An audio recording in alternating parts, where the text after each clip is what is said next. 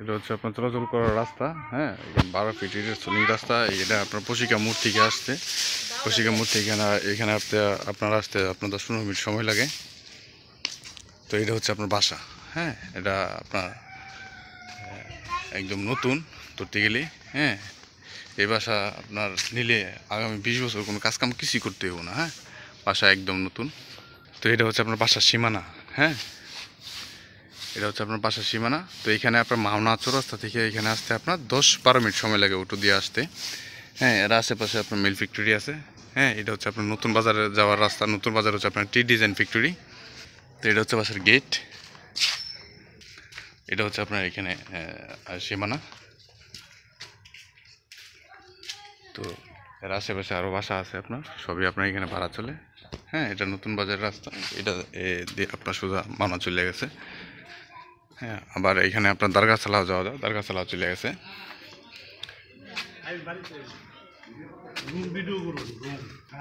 নতুন একদম না,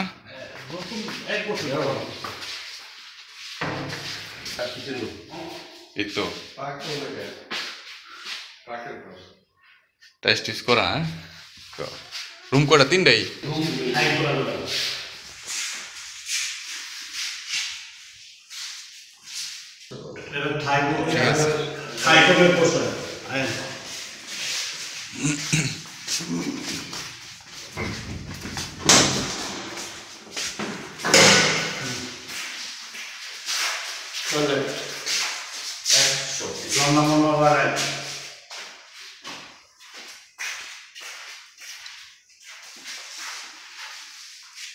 দুইটা রুমই না?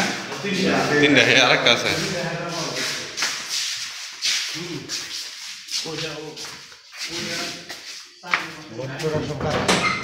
মোটর, বিদ্যুৎ, মিটার টিটার সব কিছু আছে। ওরা এদিক দা রুম করে যেত না? আরো 3টা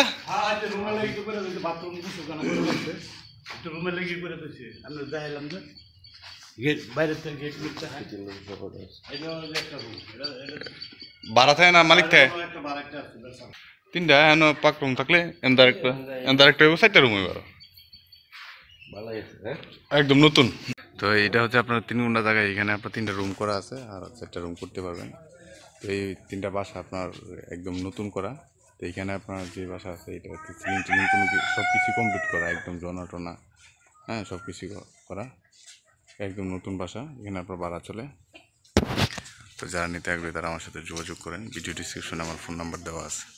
বন্ধুরা, আমি শামীম মুক্তার, শ্রীপুর সাপ্লিমেন্ট অফিসের দলীয় লেখক, শ্রীপুর গাজীপুর। আমার এই ইউটিউব চ্যানেলে আমি জায়গা জমি বিক্রির অ্যাডভার্টাইজিং করে থাকি। যারা জমি কিনতে চান তারাও আমার সাথে যোগাযোগ করতে পারেন, যারা জমি বিক্রি করতে চান তারাও আমার সাথে যোগাযোগ করতে পারেন। ভিডিও ডিসক্রিপশনে আমার ফোন নাম্বার দেওয়া আছে।